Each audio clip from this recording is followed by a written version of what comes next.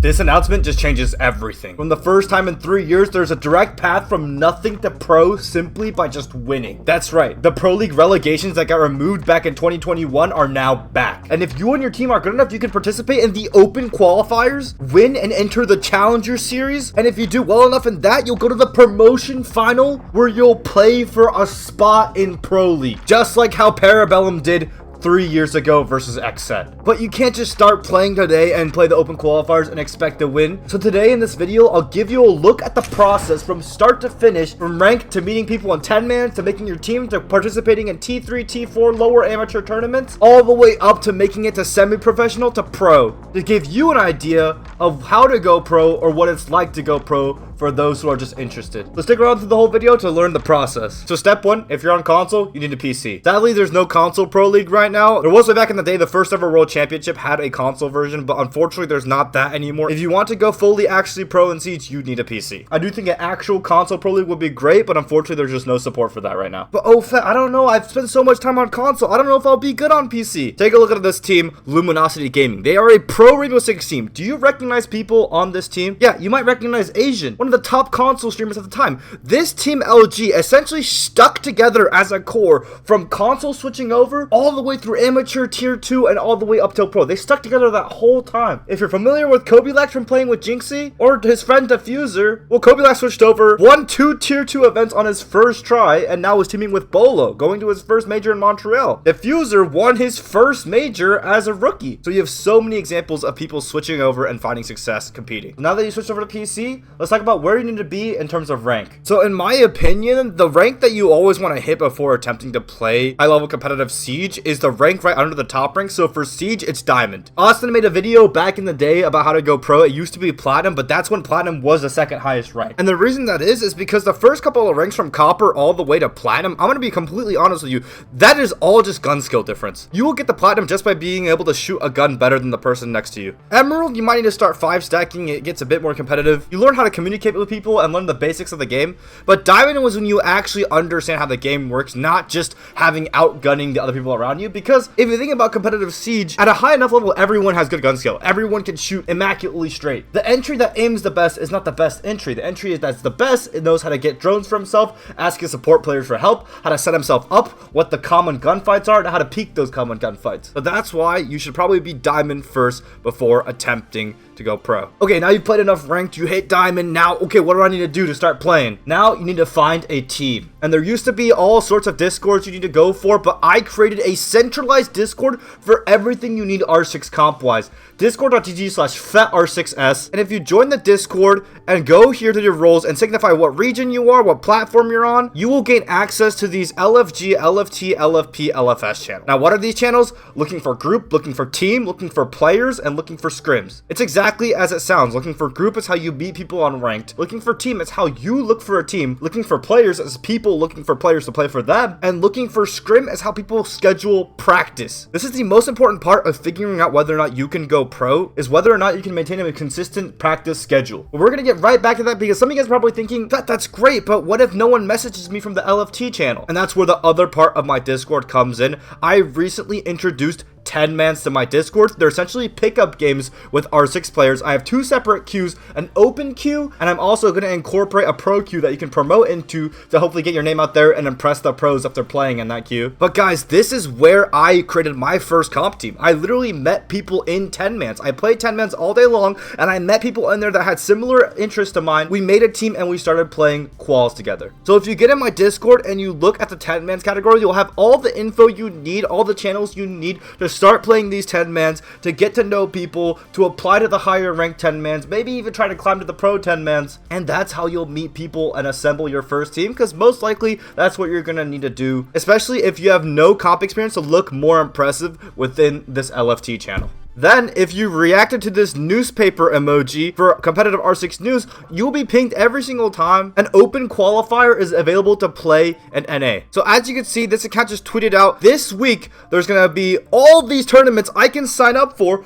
with the team that I just made from 10-mans. And these are like lower T5, T4 tournaments, but they are great ways to gauge where you are as a team, how much more you need to practice, what maps you need to make better through scrims. So we're going to talk about scrims right in a second, but to recap, play ranked until you're a diamond, join my Discord Discord and play 10-mans to meet people and find teammates, participate in the open qualifiers of the comp newsletters you'll receive in my Discord, and if you do well enough, and then maybe you'll build a solid enough resume or make more connections to have a stronger look in the LFP channel. So scrims are how you practice in Siege, and this is how you schedule scrims around other teams. So the standard time to scrim within North America is 7 Eastern time PM. So right here I have my friend Teddy who's looking for a scrim tomorrow. I'll message him, so like, LFS tomorrow still, just check if it's still available. He responded, yeah. I'll be like, what maps do you need? My team wants to do Clubhouse Cafe. He needs labs, so heard, let's do Clubhouse Cafe Labs 7 East tomorrow 6-6. And 6-6 is a format. So 6-6, there's game day, which means that you'll win. It's just basically the default pro league settings for game day scrims. But 6-6 means you have 20 max rounds, which means you play 6 rounds on each side no matter what. So you'll get the max amount of practice available. He says, sounds good. Sounds good. See you then.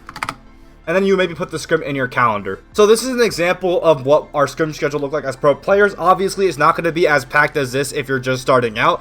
But here's an example. I'll have like 4 maps versus like a Brazilian team. I'm against Spoit right here. We'll have hop-on times, and like usually Saturdays are like off days. But usually what scrims will be like for you guys is at 7 Eastern, which is 6 Central for me, you'll have a block of 3 maps. So that's going to be about 3 hours of your time. And you want to do that 4 to 6 days a week.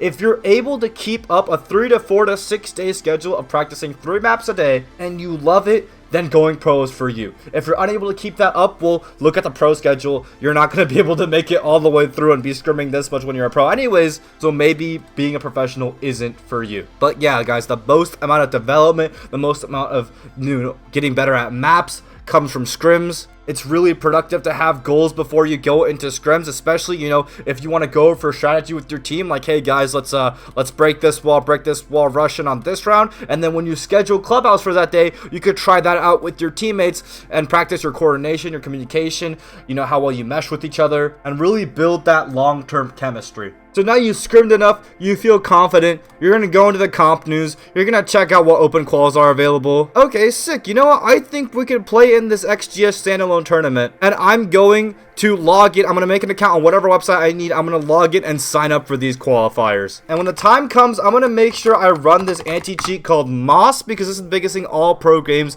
all competitive games basically require this. You need to download application Moss. Put it on your desktop or anywhere that's easy to find. Extract it to any tool that you can. The password's always just going to be Moss with a capital M. And now you have Moss. You're going to open it up. You're going to do whatever the hell it wants to your computer. And it's basically just a thing that takes pictures of your desktop, your screens, and also the processes you have in your background, just to make sure no one's cheating, and just get used to playing with Siege with Moss on. So in competitive Siege, there's going to be a tier system. The competitions you're going to be playing in right now are around tier 5 to tier 4. Tier 3 being amateur competitions that are basically the best non-pro, non-paid things. Tier 2, which is semi-professional, right under Pro League, the Challenger Series that we saw earlier in the video, and Tier 1, which is Pro League. In order to compete in Tier 2 and Tier 1, you do have to be 18, but there's no excuse for you not to make a name for yourself while you're under 18 and you have aspirations to become pro. And to guide you through the progression of tournaments,